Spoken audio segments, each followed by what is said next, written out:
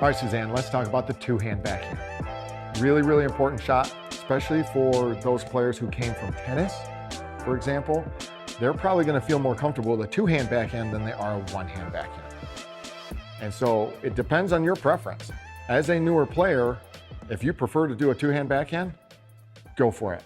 There is no right or wrong. There's no better or worse. It's just different. So if you prefer a two-hand backhand, I say absolutely, that's fine. Now, let's talk quickly about the grip, because on most paddles, there's not a ton of room to try and fit both hands on there. So what you may do is, if you're right-handed, your right hand is going to be towards the bottom of the handle. And I would recommend kind of that continental grip where the heel of your hand and the knuckle are on that corner, not all the way over on the flat side here, but not all the way on top here. Right. It's kind of right in between. Now, you can see there's already not a lot of room here if you were to put your left hand on here. So the right hand may have to slide down just a little bit.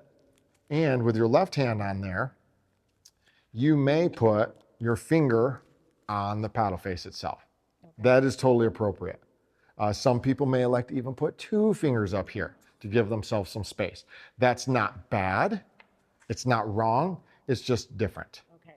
Now, most people are probably just going to put the one finger there, or one other option could be to even have the right hand here and maybe overlap a finger or two on top of the other hand, which is also one option. So if that one feels more comfortable to you, you could come up here, or maybe you slide it down and just overlap, similar to a golf grip, where the fingers overlap here. And some of that might just be trial and error. And you find out what's most comfortable for you. As a newer player without a lot of experience yet, you may just have to experiment and test it out, right? So key elements of the swing, what we'd like to see is, first of all, ready position. Because again, you don't know if this is going to be a forehand or a backhand. And until you see the ball coming towards your side, you don't want to cheat too far one way or the other. You have to be prepared either way. So from here, let's assume the ball is now coming to your left side. What I'd like to see you do is turn that left hip, that left foot, and prepare the paddle back here.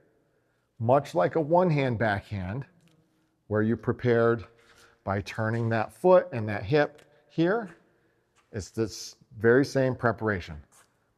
Opposite was true on the forehand, where you would turn this way together. Paddle, foot, hip, all together. So that foot turns, the hip turns, and the paddle prepares for the swing. Now, this is a pretty good posture from right here. At this point, go ahead and step that right foot forward because we want momentum going that direction. Then the swing can reach forward, contact in front. You see how the paddle is aligned with this line right here, next door to your shoulder and to your foot. From here, where might the follow through go? Because we're not trying to stop here at contact. If you stop here at contact, likely the ball is going to fall short.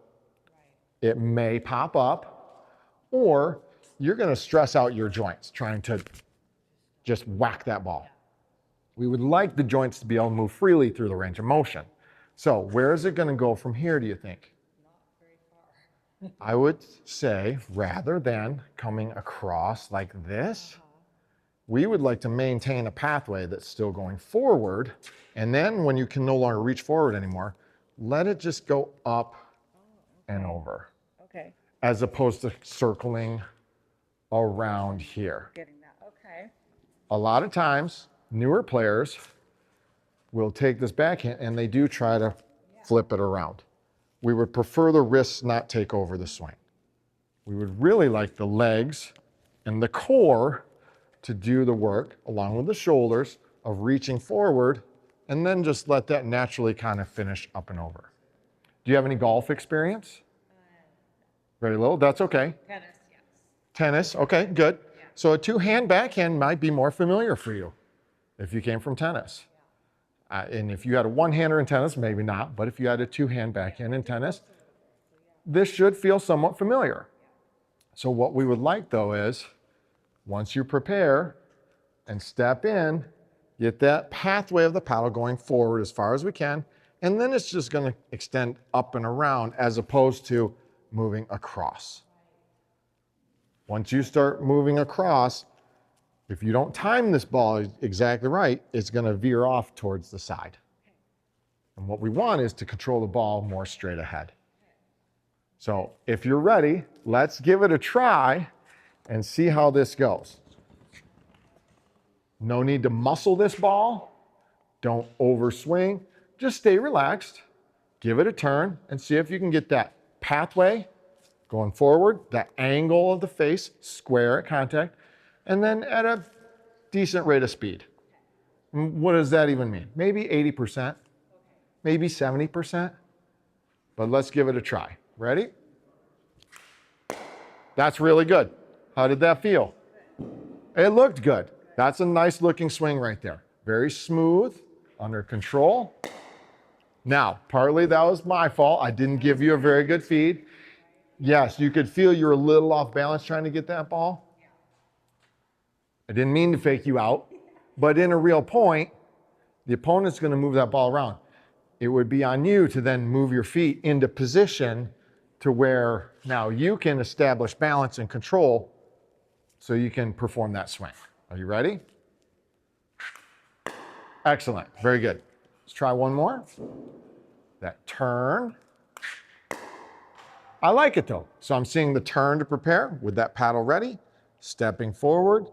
Nice pathway moving forward. Angle is fairly square at contact. And then it's a pretty, I wouldn't stress over the follow through.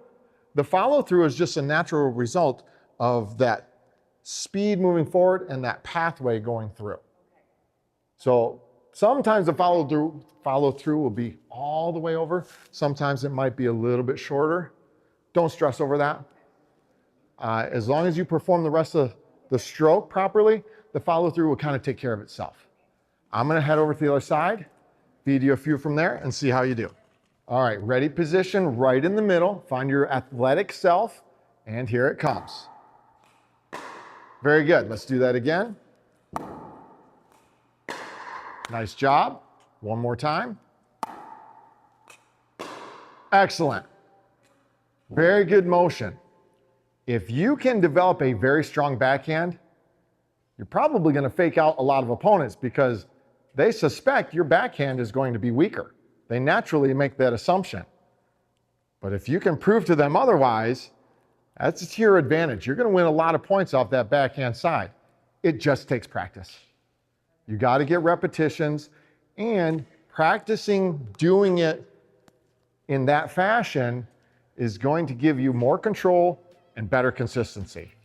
I would encourage everyone to develop a stronger backhand. Don't let it be a liability. You can turn it into a strength with practice. For more videos like these, like and subscribe to Selkirk TV.